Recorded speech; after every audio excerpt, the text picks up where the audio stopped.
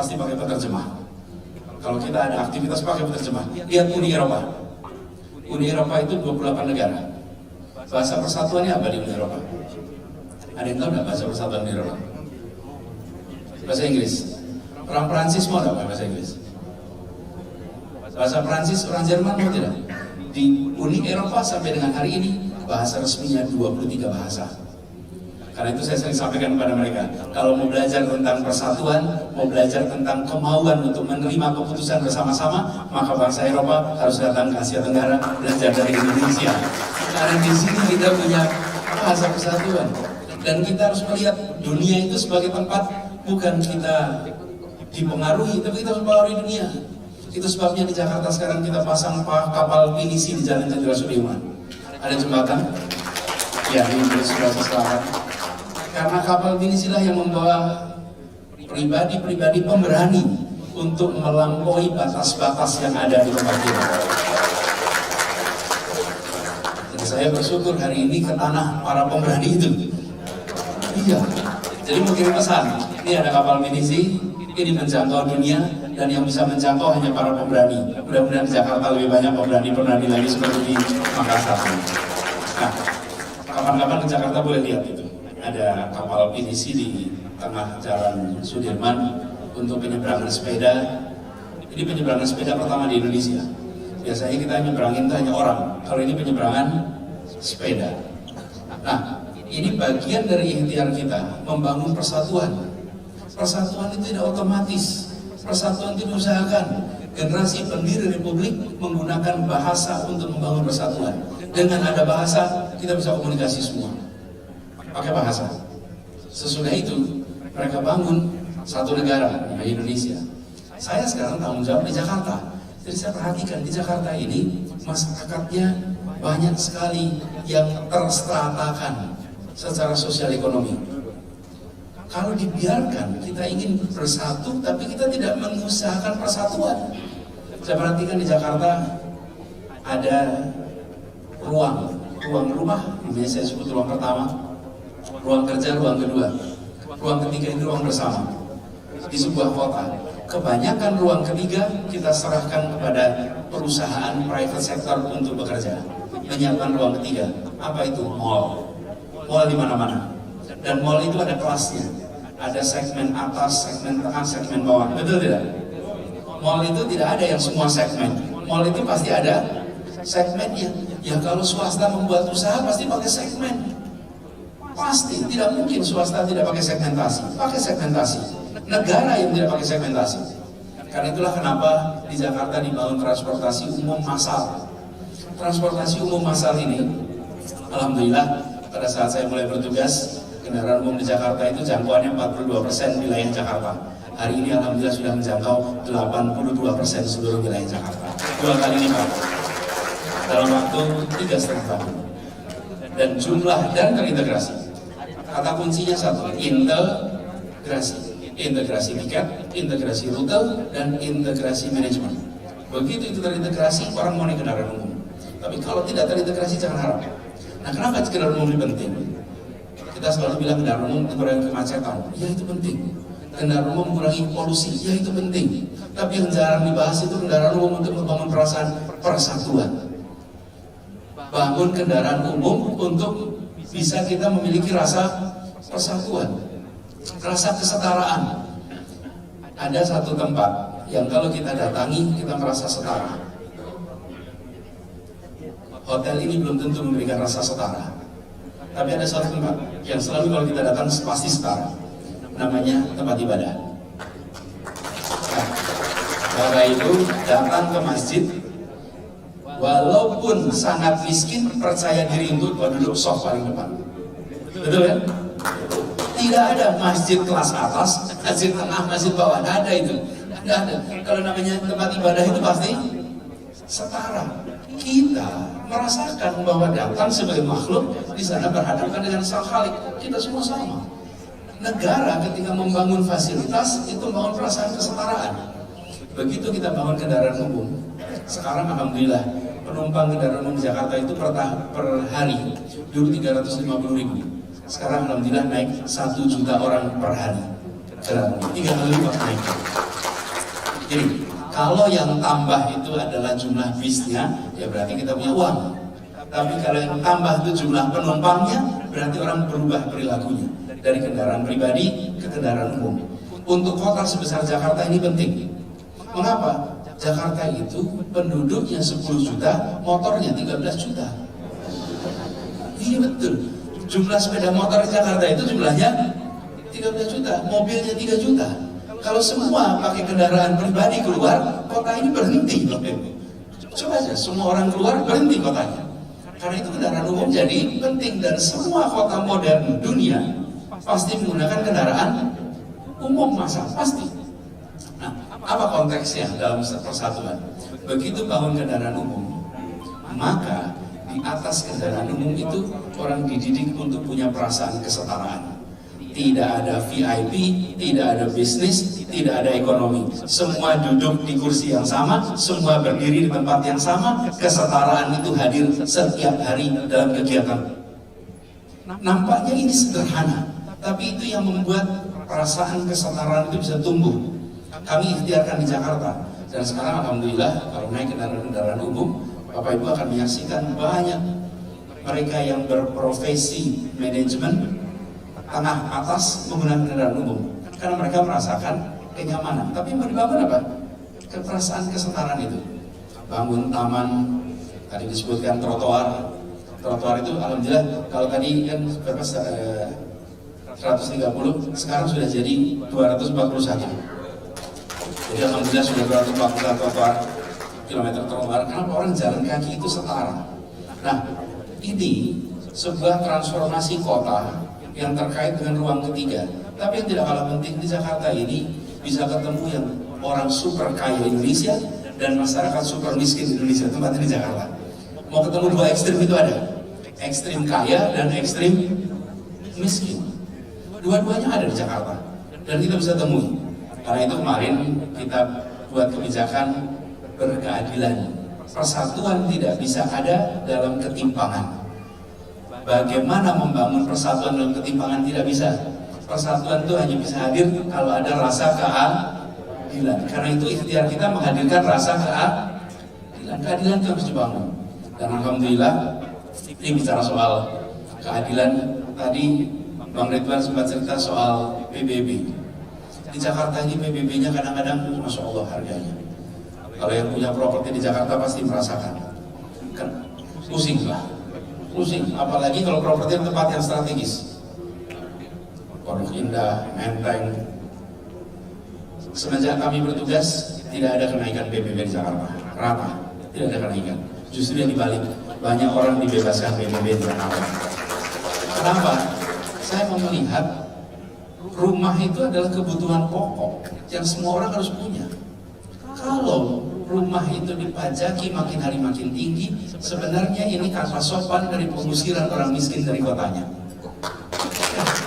Jadi cuma dibungkus dengan kalimat namanya bayar pajak bumi dan bangunan. Nanti mereka yang tidak bisa bayar pajak bumi dan bangunan pelan-pelan akan tergeser.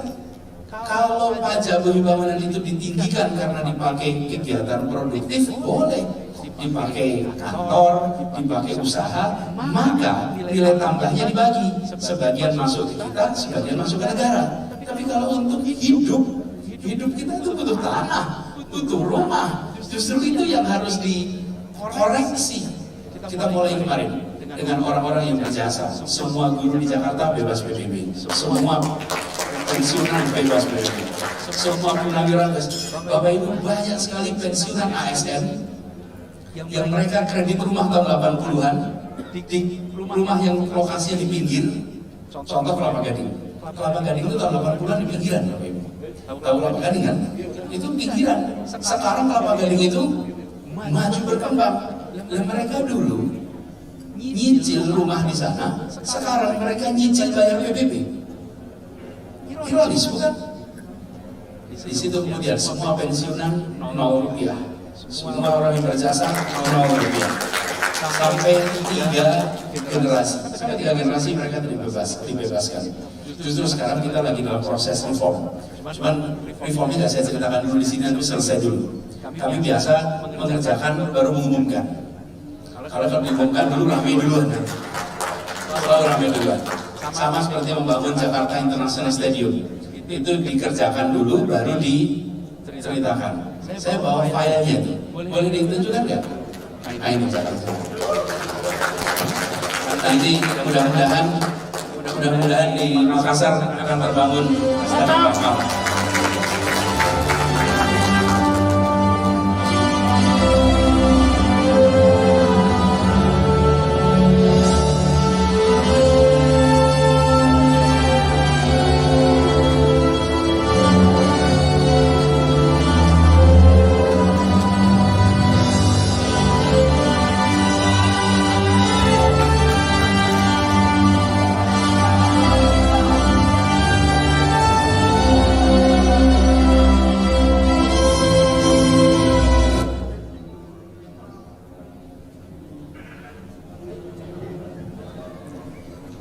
Ini bagian atasnya.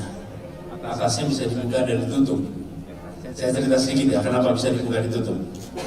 Karena kita tinggal di Katulistiwa, dan di Katulistiwa itu tidak bisa main sepak bola jam 10 pagi, tidak bisa main sepak bola jam 2 siang. Kenapa? Tidak ada pemain yang tahan dengan sinar matahari sekuat Katulistiwa. Karena itu kalau desain stadion yang mirip dengan Eropa, apa sekarang di Eropa mainnya musim teduh. Mereka bisa main jam 2, mereka bisa main jam 10. Kita tinggal di Republik Indonesia, desainnya harus mencerminkan iklim Republik Indonesia. Jangan kita copy paste. Kalau kita copy paste akan jalan. Karena itu diubah menjadi bisa buka tutup supaya hujan bisa dipakai, siang hari bisa dipakai. Dan insya Allah dengan cara seperti ini, maka pertandingan itu bisa diselenggarakan jam 10, jam 2. Sampai ada satu hal lagi. 86% penduduk Republik ini beragama Islam, dan yang Muslim punya kewajiban untuk menjalankan sholat 5 waktu. Lihat perhatian, saya pernah datang pertandingan sepak bola jam 7 malam. Begitu saya sampai stadion, saya langsung sholat dulu. Ini sama anak saya sholat karena ruangnya kita VIP, jadi sudah dulu sholat. Selesai sholat, saya masuk ke tempat duduk, lihat puluhan ribu di sana. Saya perhatikan di mana mereka sholat maghrib. Ini mereka bukan musafir. Safar dari mana mereka? Dari musafir. Itu semua jamaah kosong itu. Semua sestadion. Coba perhatikan. Pertandingan jam 7 ada jamaah semua sholatnya. Kita bilang jangan. Kita buat stadion yang tidak ada kewajiban yang harus terbatalkan. Kita bisa nonton yang harus. Jadi dengan pertandingannya siang, tidak perlu pertandingan jam 7 malam. Selama ini kenapa pertandingan jam 7 malam? Karena nggak bisa pertandingan siang. Harus pertandingannya sore atau malam. Dan konsekuensinya banyak sekali yang tidak bisa menunaikan kewajibannya. Bagaimana kita harus bertanggung jawab dari Allah nanti? Apa rancangan yang dibuat sehingga mereka bisa menjalankan kewajibannya? Insya Allah kita bisa jawab. Sudah dirancang untuk tidak harus membatalkan sholat maghrib rame-rame tiap pertandingan itu terjadi. Insya Allah nanti di Makassar bisa lebih besar lagi stadion. Bisa diteruskan nggak lihat dalamnya?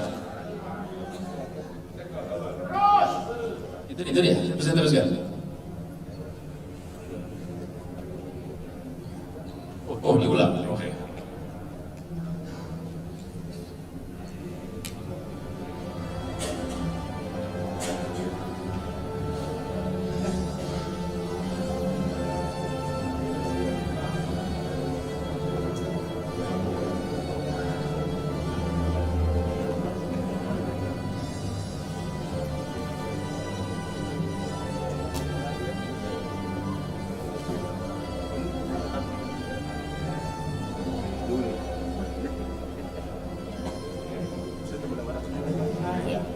Oke, cukup. Jadi segera ilustrasi saja. Ini salah satu proyek yang dikerjakan dengan perencanaan yang benar, tapi tidak penuh gegap gempita. Nanti tepuk tangannya kalau sudah selesai. Sebelumnya kita jalani saja dengan tenang sampai semuanya berakhir. Karena di Jakarta ini seringkali barang kecil jadi besar, barang besar jadi kecil. Yang besar jadi kecil, yang kecil jadi besar. Ada yang terperosok aja ramai betul di Jakarta. Ya, padahal ini barang ini segini-gini. Jadi kita coba jalankan itu dengan baik. Jadi kembali, stadion ini juga begitu. Kita ingin mempersatukan tempat ini nantinya dipakai bukan hanya untuk olahraga. Semua kegiatan keagamaan, kegiatan sosial, kegiatan seni bisa dikerjakan di tempat ini. Jadi bukan hanya untuk satu jenis kegiatan. Nah, saya ingin teruskan sih soal keadilan. Tempat ini, kami di Jakarta itu punya begitu banyak kasus, bukan hanya soal PBB, tapi warga yang tidak bisa mendapatkan pelayanan dasar, air, listrik. Tadi pagi saya ceritakan pada Bang Muhammad Rum dan teman-teman bahwa banyak orang-orang di Jakarta, keluarga tinggal di tanah yang tanahnya sengketa karena BUMN. BUMN itu dapat tanah dari pemerintah Belanda karena perusahaan Belanda. Tapi sekarang diduduki oleh warga. Warga tinggal 20 tahun. Dan kalau tidak punya IMB, maka mereka tidak bisa dapat aliran listrik, tidak bisa dapat aliran air bersih. Konsekuensinya, miskin di Jakarta itu biaya hidupnya lebih mahal daripada menengah ke atas. Karena air yang dibutuhkan, mereka harus beli galon, jerigen yang harganya lebih mahal. Jadi kita kemarin bikin terobosan. Di tanah-tanah itu kita berikan IMB, tapi IMB-nya beda. Ini pertama kali di Indonesia, IMB-nya per RT. Seluruh rumah satu dokumen IMB. Dan ketika itu diberikan, maka satu RT bisa dapat aliran listrik, satu RT bisa dapat aliran air. Soal status tanahnya biar diselesaikan di pengadilan, tapi soal penyelesaian kebutuhannya itu menjadi tanggung jawab pemerintah untuk menyediakan. Jadi kita nggak terlibat, ini mau tanah di siapa, selesaikan saja antar dua belah pihak. Tapi butuhnya listrik, butuhnya air jangan diputus. Kita ini malah kadang-kadang jadi negara yang pelit sama rakyatnya. Justru kalau jadi negara itu jangan pernah pelit sama rakyatnya. Ini bahaya. Apalagi kalau bicara tanah. Dulu tanah milik siapa? Kita juga karena menang perang dapat tanah. Ini kira-kira begitu. Ini yang coba kita dorong perasaan keadilan sehingga warga itu tidak merasa nomor 2 dan nomor 3 di kota ini. Banyak sebetulnya PR-PR kita, tapi ikhtiar untuk menghadirkan keadilan sosial ujungnya nanti ada persatuan. Jangan harap muncul persatuan tanpa keadilan sosial. Keadilan jadi penting. Nah, kami berharap ini nanti bisa kita jalankan lebih luas lagi. Saat ini kita tunaikan di beberapa lokasi di Jakarta, mudah-mudahan nanti lebih luas dan kita nanti boleh diskusikan lebih jauh. Bung Arum nanti kita bahas lebih jauh, tapi ini pengantar pembuka dari saya tentang apa yang kita kerjakan di Jakarta dan bagaimana dampaknya untuk menjaga persatuan di Indonesia. Terima kasih. Baik Ibu Bapak sekalian, di sesi pertama saya akan membuka buat 5 penanya. Saya dari sudut kanan 1, 2, 3, 4, 5. Saya dari kanan. Silakan Pak, atas nama siapa silakan berdiri dulu biar mohon panitia standby. Kemudian berikutnya, kalau di sesi kedua mungkin ada juga Prof. Jasri dan Prof. Basirul. Prof. Basir juga mungkin ada gitu nanti. Oh, ada beliau di sana. Oh, penanya ya. Oke, ini yang kedua. Silakan. Yang ketiga silakan Bapak yang biru. Yang keempat Bapak, yang kelima di belakang Bun Sugali. Pertanyaannya singkat sehingga bisa dimanfaatkan lagi untuk sesi kedua. Ya, jadi jangan juga menjadi narasumber. Langsung to the point pertanyaannya dan insya Allah langsung direspon. Baik, saya persilakan di penanya pertama. Perkenalkan diri Pak langsung. Silakan. Bismillahirrahmanirrahim. Assalamualaikum warahmatullahi wabarakatuh. Izin berdiri Pak biar di. Saya sudah dikatakan. Baik, nama saya Andi Suardafa. Daerah saya sama dengan moderator tadi. Dari kota ini 130 kilo Pak. Bulukumba. Saya menarik ini, tertarik ini Pak Anies. Kalau orang Bugis itu ada bertanya Pak, segala gelombang tetap berjalan terus bergantung. Artinya apa? Tidak mungkin seluruh berhasil. Oleh karena itu, saya harapkan bahwa apa yang dikerjakan Pak Anies itu luar biasa. Saya harapkan bahwa terus itu hanya Jakarta, tapi seluruh Indonesia Pak. Itu harapan kami. Karena kalau sudah seperti itu hanya Jakarta menikmati. Bahkan kalau saya seluruh rakyat Indonesia menikmati, itu yang pertama. Yang kedua, tadi bahasanya doanya dari adinda saya Pak Kafrawi bahwa bagaimana Pak Anies kita ada Garuda di depannya yang lebih luas lagi menurut saya. Saya kira seluruh rakyat Indonesia termasuk Makassar ini sangat mendukung Bapak.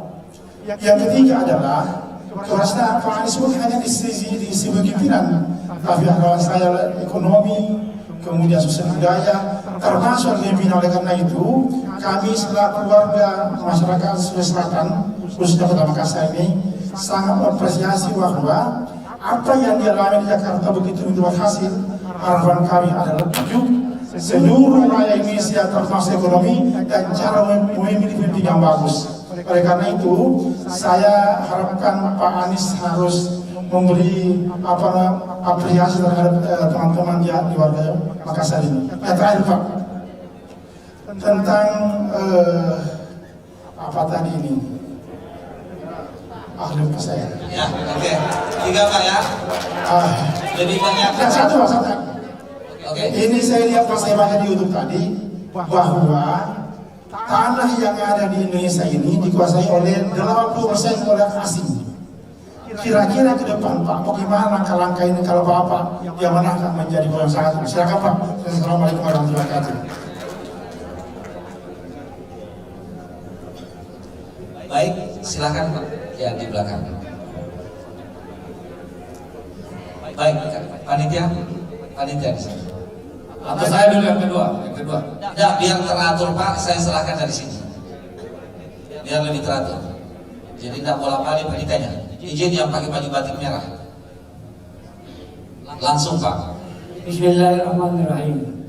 Innahu min Sulaiman bin Saifuddin wa innahu bismillahirrahmanirrahim. Saya warga dari Bontoala, Kecamatan Balanga Goa, pindahan dari Kota Makassar. Dan saya mendampingi anak saya di Februari. Anak saya di Februari ini semenjak saya pergi ke Amerika tahun 87, belajar di Bloomington, Indiana University. Saya telepon setiap 1 bulan, dia tidak bisa bicara apa-apa. Tetapi baru setelah Bapak jadi gubernur, saya melihat ada sarana dan wahana untuk belajar yang difabel, pejalan kaki, pedestrian. Saya berpikir alangkah indahnya kalau di Makassar, Kota Makassar harus mengikuti cara yang tersebut. Kedua adalah bahwa saya sebagai seorang pensiunan Badan Kependudukan dan Keluarga Berencana, janji daripada kependudukan pada zaman Soeharto yang mengirim saya belajar ke Amerika Serikat adalah bahwa harus ada yang berkelanjutan. Dan sekarang ini BKKBN disuruh mengurus masalah stunting, masalah urusan kesehatan. Kenapa dikembalikan pada zaman pertama kali Soeharto mengangkat Menteri Kesehatan, Profesor Dr. Suwarjono Sudaryandrata, memang sudah ada. Nah, oleh karena itulah maka kita berpikir bahwa yang namanya keterpaduan itu bukan berarti terpadu, terpaksa pakai duit. Terima kasih. Wassalamualaikum warahmatullahi wabarakatuh. Baik, maju ke meja VVIP di depan baju biru. Panitia depan sini. Ya, ketiga.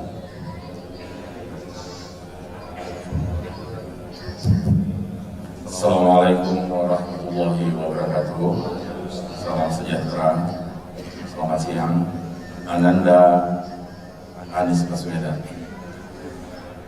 Ananda, kami bangga, terharu, dan masih ingat mungkin pada waktu kita sama-sama mengantar Jokowi, Pak JK di VIP Room Bandara Terminal 2 Cengkaring waktu itu, kalau nggak salah. Waktu itu Jokowi mau berangkat umroh. Saya belum bilang Mas Jokowi. Kenapa? Saya sengaja flashback. Saya sempat menarik Ananda waktu itu. Nah, takdirmu juga akan mengikuti dia. Jangan berani takdirmu akan menjadi presiden Indonesia next. Insya Allah. Om punya pengalaman mengantar Megawati menjadi ketua umum DPP PDI di saat semua orang mengatakan mustahil, tidak mungkin. Saya wakil sekjen beliau dan perjalanan sejarah, akhirnya dengan hormat saya pamit sama beliau karena perbedaan ideologi dan prinsip. Tetapi yakinlah, saya pernah melalui badai mengantar seorang yang dari ibu rumah tangga yang tidak mungkin diprediksi orang menjadi apa-apa, akhirnya menjadi orang besar. Saya yakin Ananda pun demikian. Ada satu pertanyaan saya kepadamu, apakah kamu tidak takut? Mohon dijawab sekarang. Apakah kamu tidak takut karena kami berani? Apakah kamu tidak takut menghadapi badai ke depan? Ini bukan badai kecil, storm ini. Kami Pelaut Unggul Sulawesi Selatan itu tidak pernah berlayar dengan katinting. Kami selalu berlayar dengan pinisi menghadapi badai storm yang besar. Sehingga kami ingin menanya, karena Ananda akan jadi kapten dari pinisi yang akan digulirkan di sini. Kalau Ananda takut, kami juga akan mengatakan bahwa kamu sampai di sini saja. Nah, ini harus ada komitmen moral, karena yang mengantar Ananda di sini menjadi kapten pinisi adalah orang-orang berani. Yang ketiga, kamu punya modal besar. Ananda sopan. Ananda tidak pernah menghujat. 35 tahun saya mengantongi KTP DKI. Saya tinggal di daerah yang di tetangga saya semua. 20 tahun saya tinggal di daerah Pondok Indah, tidak ada yang kenal saya dan tidak ada yang saya kenal. Itulah Jakarta. Tetapi saya kaget kalau saya jalan-jalan, berapa kali saya ketemu Ananda di Pondok Indah 2, masih ingat mungkin. Itu dikerumuni oleh mereka yang saya tahu adalah pemakan uang haram, pasar rupiah. Dan kerjanya mereka ini bukan mencari apa yang menjadi prestasi beliau, tetapi apa yang harus beliau ceritakan sebagai kwitansi pembayaran gaji mereka. Tapi jangan takut, di Sulawesi Selatan ini kami orang-orang berani. Apalagi Omu ini mangga berani, tidak pernah surut. Jadi sekarang tolong dijawab, apakah Ananda ragu, takut untuk maju terus menghadapi badai ke depan? Itu aja yang saya minta. Terima kasih. Baik, terima kasih. Luar biasa. Berikutnya yang ke beliau di sana. Oke, silakan Pak. Pak tadi diperkenalkan namanya. Silakan. Terima kasih. Assalamualaikum warahmatullahi wabarakatuh. Nama saya Baharudin Sologi. Profesi saya sebagai konsultan tata kelola pemerintah daerah dan konsultan pemberdayaan masyarakat. Saya sudah banyak mendorong Pemda untuk berinovasi agar pelayanan publik itu menjadi lebih baik. Tapi persoalannya kemiskinan ini tidak bisa berubah. Tidak bisa berubah karena rupanya di Republik ini ada oligarki yang mencengkeram kekuasaan sehingga penguasa-penguasa lain tidak bisa berbuat banyak terhadap masyarakat, terutama kepada masyarakat kecil. Pertanyaannya adalah, ketika Bapak ditakdirkan Allah Subhanahu Wa Taala dan Insya Allah nanti kalau terpilih jadi presiden, apa yang harus Bapak lakukan untuk menghilangkan kemiskinan? Di Indonesia ini kan ada 72% tanah, Pak. Itu hanya dimiliki oleh 1% penduduk. Jadi bagaimana kita bisa menuju ke persatuan tadi kalau keadilan itu tidak ada? Dan saya yakin kalau Bapak jadi presiden pasti ada strategi untuk melakukan reform sehingga masyarakat ini tidak tertati-tati di negara yang konon kaya raya ini. Terima kasih, mohon penjelasan Pak Dis. Assalamualaikum warahmatullahi wabarakatuh. Waalaikumsalam warahmatullahi wabarakatuh. Terakhir di sesi pertama, Bung Sugali.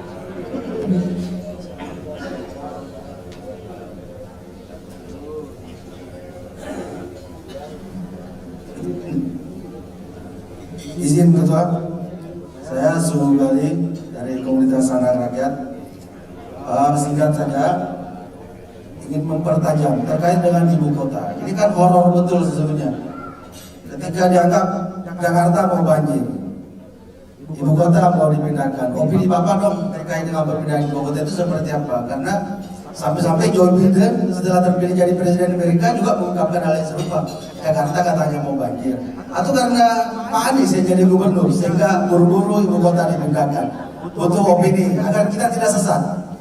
Selanjutnya leadership versus buzzer. Kami begitu bangun pagi, buka medsos, buka WhatsApp, Bapak seolah-olah tidak punya prestasi. Tolong dong dibocorin prestasi Bapak apa sih? Karena kami sudah tidak bisa membedakan mana berita benar, mana berita bohong, mana berita hoax. Karena kebetulan Bapak ada di sini, tolong disampaikan kepada kami. Karena sepertinya kalah leadership sama buzzer ini. Gimana caranya Bapak untuk keluar dari pusaran sesat seperti ini?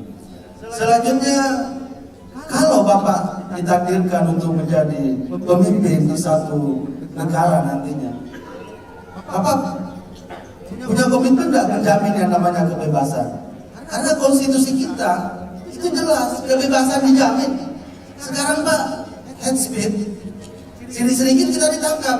Saya mohon maaf, seandainya bannernya di depan itu tidak ada warna-warna birunya, kami sebenarnya agak takut-takut bicara Pak. Nanti kita keluar, tiba-tiba diambil karena head speed. Untuk karena bannernya ada warna biru, saya rasa ini salah satu kawan kita yang dekat dengan kekuasaan. Jadi tidak apa-apa lah, kita bicara. Ini pasti kita bebas. Kebebasan itu penting Pak.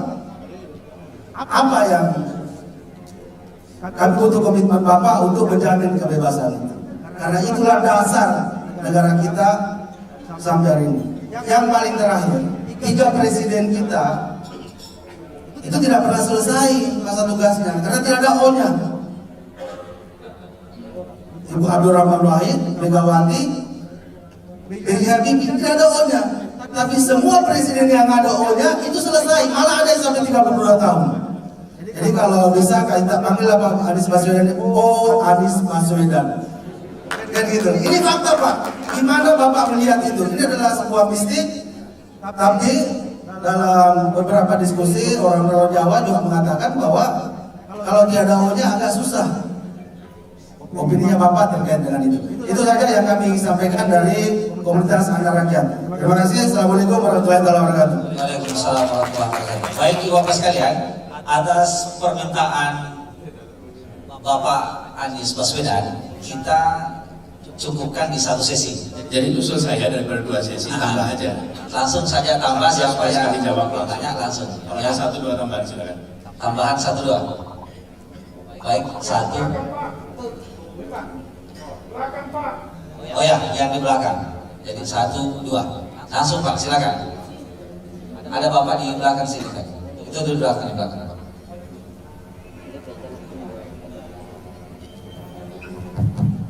Baik, Assalamualaikum warahmatullahi wabarakatuh. Perkenalkan saya Muhammad Furqan dari Makassar. Satu saja pertanyaan untuk Bapak Anies Baswedan. Kita tahu selama 10 tahun periode kepemimpinan Bapak Jokowi, utang negara cukup banyak, bahkan terbilang besar. Pertanyaan kami yang real, bagaimana kiat Bapak mengurangi bahkan meniadakan utang tersebut bila mana Bapak Anies Baswedan terpilih sebagai presiden. Terima kasih. Baik, terima kasih. Yang terakhir Pak di sana.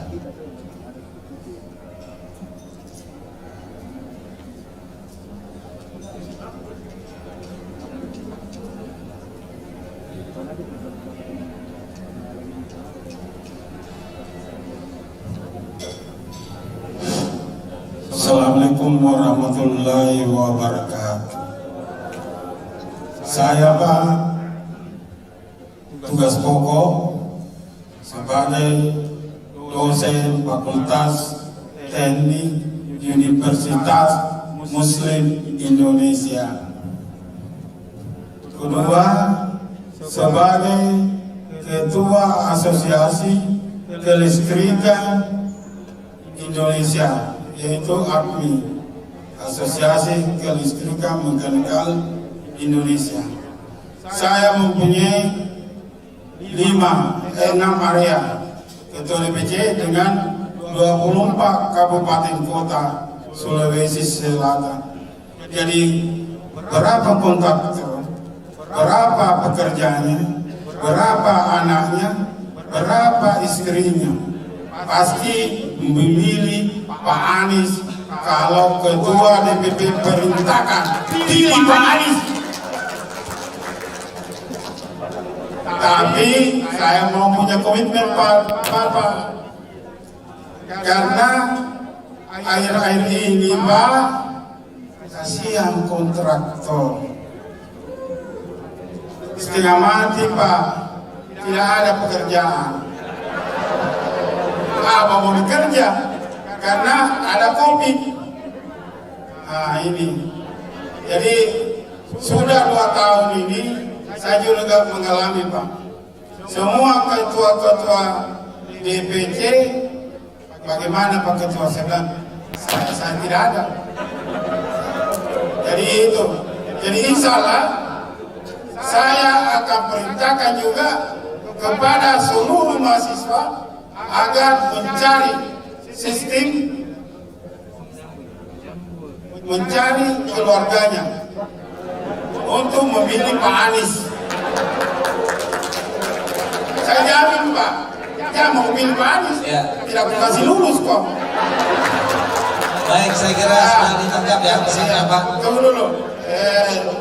Kemudian saya ungkapkan dulu kepada Pak Anies, mudah-mudahan Pak tidak akan lama akan Bapak jadi presiden. Dan terus terang di sini ada pasukan khusus saya dan datang juga. Oke, sudah ditangkap ya. Oke, terima kasih. Silakan Pak Anies. Ya, ini. Terima kasih buat semuanya yang ikut partisipasi. Tadi pertanyaan tentang tanah kita dikuasai asing, tanah kita dikuasai sekelompok orang. Terus sekalian, ini adalah hal yang harus dibicarakan secara terus terang. Jadi tadi pagi juga saya ketika ngobrol dengan teman-teman di kami, saya sampaikan bahwa sebenarnya tidak ada hal yang tidak bisa dibahas secara terbuka. Semuanya bisa kita bahas. Tinggal kita katakan kepentingan nasional kita itu apa. Kalau kita tidak bisa merumuskan kepentingan nasional, yang kemudian kita terombang-ambing dalam setiap percakapan mengenai investasi, mengenai tanah, dan itu terkait dengan penguasaan, apapun juga, apakah perusahaan, apakah tanah, apakah teknologi, itu kita harus bisa melakukan percakapan setara dengan semua pihak. Indonesia punya pengalaman itu, cuman akhir-akhir ini kita tidak banyak menerapkannya. Dulu kita ini didirikan oleh orang-orang yang bisa berbicara dengan pihak internasional, pihak asing dengan setara. Dan jangan pernah mau kita direndahkan. Jangan pernah mau direndahkan, karena kalau direndahkan begitu, kita harus jawab. Jadi cerita anekdot, saya cerita sedikit boleh ya, anekdot. Satu ketika, saya ini dalam perjalanan ada kepala ketua DPR Kerajaan Belanda, itu datang ke Indonesia, mau mengunjungi Jogja yang habis bencana alam gempa bumi. Ada gempa bumi tahun 2006 atau 2007 waktu itu, 2006. Lalu mereka melakukan pembangunan, jadi ketua DPR-nya datang ke Jogja. Dalam perjalanan pulang, dia berhenti di Cengkareng, lalu ingin bertemu. Jadi saya dikontak oleh Duta Besar Belanda, Pak Gubernur, ini Pak Gubernur Anies, ada ketua DPRD, DPR Belanda ingin berbicara. Oke, jadi saya dijemput oleh Duta Besar, perjalanan ke Cengkareng. Dalam perjalanan ke Cengkareng itu di mobilnya, kita melewati jalan tol yang sedang dibangun kanan kirinya. Ini Bang Khairul ingat ya, dulu jalan tol ke Cengkareng itu kan di tengah, terus kanan kirinya lagi dibangun jalan tol yang layang gitu, sedang bangunan. Lalu dia mengatakan, Pak Anies, ini dibangun ini bagus, mudah-mudahan kalau banjir tidak ada masalah kalau ke tol, ke bandara. Kalau dia komentar begini, cuman sayang ya, pekerja-pekerjanya di sini tuh hanya dibayar Rp50.000 per hari. Waktu itu tahun 2007-2008 mungkin. Saya mendengar begitu, saya bilang, saya jawab, alhamdulillah mereka sekarang kalau membangun jalan itu terima gaji. Dulu ketika Dendels membangun jalan di Jawa, kalau tidak ada satu pun orang yang dibayar oleh Dendels. Dan wajah dia tuh merah padam, jangan pernah menyinggung Republik ini, karena bangsa ini akan bisa menjawab setara dengan Anda. Bisa. Jadi saya bilang ini zaman Denles bangun, nggak ada yang dibayar di tempat ini. Wajah dia itu merah padam dan baru sadar bahwa Anda lah kolonial power yang di tempat ini. Anda lah yang mengeksploitasi kita. Jangan ajari kita soal ketidakadilan. Justru kita yang melawan Anda karena kita ingin menghadirkan keadilan di tempat ini. Jadi habis itu memang suasananya agak kecut, Pak. Iya, tapi biarlah agak kecut, karena saya hadir bukan untuk membahagiakan. Saya hadir untuk menyatakan apa yang menjadi pandangan kita dan apa yang ingin kita kerjakan di Republik ini. Nah, itu juga kaitan dengan terakhir tuh. Tadi pertanyaan kemiskinan. Kita ini harus membuat agar UMP ini dibagi setara. Di Jakarta kemarin ramai soal UMP, upah minimum provinsi. Bayangkan rumus yang baru itu yang dibuat oleh Kementerian Tenaga Kerja, itu kenaikan UMP di Jakarta hanya 0,8%, di bawah inflasi. Siapapun yang berusaha pasti tahu persis, kenaikan upah buruh itu harus lebih tinggi daripada inflasi. Ini diberikan di bawahnya. Jadi kemudian saya ambil langkah bahwa upahnya harus lebih tinggi dari inflasi, walaupun itu berbeda dengan apa yang disusun oleh peraturan pemerintah PP. Tapi kita menggunakan dasar hukum, ada dasar hukumnya Undang-Undang Kekhususan DKI Jakarta, Undang-Undang Nomor 29 tahun 2007. Jadi Pak, dari soal kemiskinan, kita harus berpihak. Bila pemerintah menyerahkan urusan kemiskinan itu kepada rakyat, akan pernah selesai. Kita harus ambil sikap, dan ambil sikap itu artinya harus menjelaskan, harus berhadapan. Tapi saya ingatkan kepada teman-teman pengusaha, coba ingat, 40 tahun yang lalu Anda di mana? 30 tahun lalu Anda di mana? Republik ini sudah memberikan begitu banyak pada Anda. Sekarang giliran Anda untuk berbagi dengan orang-orang yang bekerja untuk Anda. Dan disitulah letak tanggung jawab sosial kita. Tidak bisa kita ini hanya hari ini Anda pekerja, saya pengusaha. Tidak. Dulunya kita bukan siapa-siapa. Karena dikasih izin, karena dikasih lisensi, karena dikasih kemudahan, naik kelas tuh. Jangan lupa untuk berbagi dengan yang lainnya. Jadi kita ingin dorong itu, dan kesetaraan ini, Pak tadi yang bicara difabel, ini buat semua tempat. Kalau ada 4 unsur di masyarakat diperhatikan, maka yang lainnya aman. Siapa 4 itu? 1, penyandang disabilitas. 2, lansia. 3, ibu hamil. 4, anak-anak. Bila 4 komponen ini diamankan, yang lainnya aman. Tapi bila kita tidak memikirkan 4 ini, maka mereka akan selalu kalah, mereka akan selalu tertinggal. Di Jakarta, sejak kami bertugas, setiap rekrutmen 3% yang diterima harus penyandang disabilitas. Semua karyawan di Jakarta 3% harus penyandang disabilitas. Karena kita ingin ada kesetaraan kesempatan. Kemudian, nah soal ibu kota itu sudah menjadi, saya bertugas sebagai gubernur disumpah untuk melaksanakan undang-undang. Jadi keputusannya sudah dibuat. Karena itu kalau warga boleh berpandangan, kalau saya menjadi undang-undang maka harus dilaksanakan undang-undang pemindahan ibu kota. Jadi saya tidak mau komentar soal ibu kota, tapi saya ingin pastikan Jakarta akan tetap menjadi kota pusat perekonomian, dan Jakarta akan terus jadi simbolnya Indonesia. Jakarta itu sudah jalan 500 tahun seperti Makassar. Berapa usia kota Makassar ini? 600 tahun, 700 tahun. Jadi, apakah ibu kota Sulawesi Selatan tetap di Makassar atau tempat lain? Kota ini tetap menjadi sentral kegiatan kebudayaan, kegiatan perekonomian, kegiatan kesehatan tetap. Walaupun kegiatan pemerintahannya geser. Jakarta juga begitu. Dan itu sebabnya kami, ini stadion tadi dibangunnya di Jakarta Utara. Kenapa bangun Jakarta Utara? Mau kirim pesan. Jakarta itu mulainya di utara, namanya Sunda Kelapa. Lalu Jakarta Utara penuh, masalah sosial banyak, masalah lingkungan banyak, turun ke bawah, Jakarta Pusat sekarang. Masalahnya banyak, padat, kotor, lalu pindah ke selatan. Kita ini kalau ada masalah bukan yang diselesaikan, ditinggalkan. Jakarta Utara ditinggalkan ke selatan. Jakarta Selatan sudah mulai padat, sudah mulai penuh, pindahnya keluar Jakarta. Karena itu kita bangun stadion di Jakarta Utara. Ingin kirim pesan pada semua, mari kita kembalikan wilayah utara sebagai salah satu pusat perekonomian di Jakarta. Dan nanti ada dibangun juga ini bersama dengan Dewan Masjid Museum Rasulullah di Ancol. Itu menjadi satu dari 2 museum di dunia. Yang satunya ada di Madinah, yang satunya ada di Jakarta, dan itu kami banggai nanti. Ini kami kerjakan sama-sama dengan Pak Yusuf Kalla dan Pak Safrudin.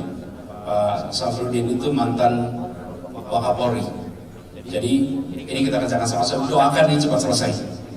Dan nanti menjadi tempat kita bisa ziarah sama-sama. Jadi itu. Lalu tentang komitmen kebebasan, tadi saya jawab terakhir komitmen kebebasan. Soal nama, biarlah Allah punya rencana. Sudah ditulis di Lauhul Mahfuz sana. Siapa yang kita ditugaskan untuk menjadi pemimpin. Bagian kita menjalani amanah yang sekarang ada. Kira-kira begitu. Dan saya ingin garis bawahi soal hutang tadi. Ya, PR kita banyak. Saya nggak mau komentar terlalu banyak dulu soal hutang. Nanti kalau adanya sudah dibunyikan baru kita bicara.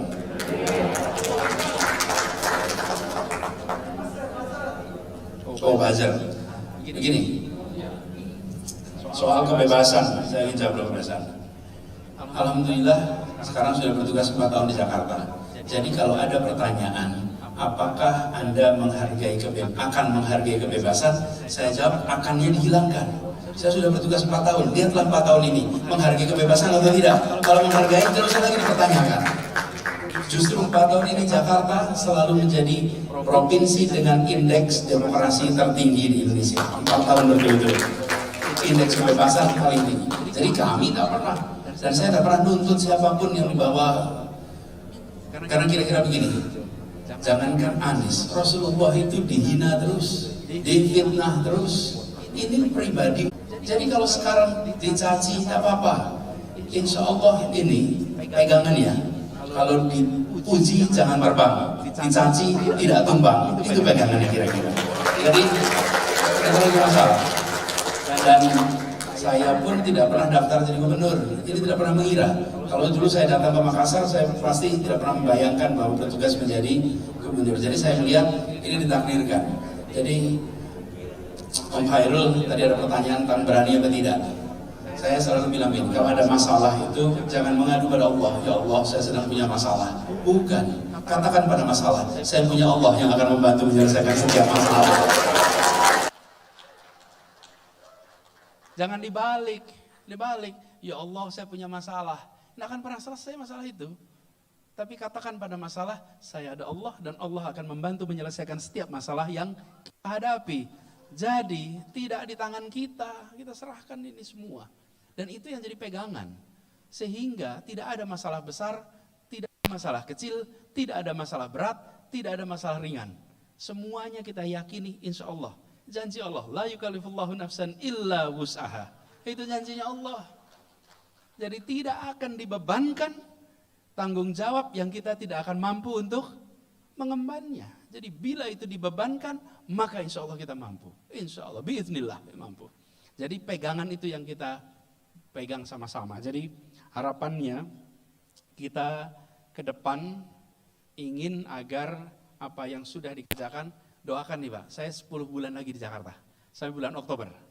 10 Oktober tuntas. Kalau di Oktober tuntas, saya akan bisa lapor pada seluruh rakyat yang memilih dan seluruh orang yang mendoakan. Karena ini saya mungkin termasuk perkecualian. Saya menjadi gubernur itu tidak ada biaya rupiahnya, Pak. Semua tahu di sini. Ini kerja ribuan orang. Kerja ribuan orang. Saya tidak pernah membayangkan akan jadi calon gubernur, tidak pernah membayangkan. Jadi ketika saya diamanati, saya ditugaskan, maka saya akan sampaikan kepada semua apa yang sudah dikerjakan ini amanat yang dititipkan.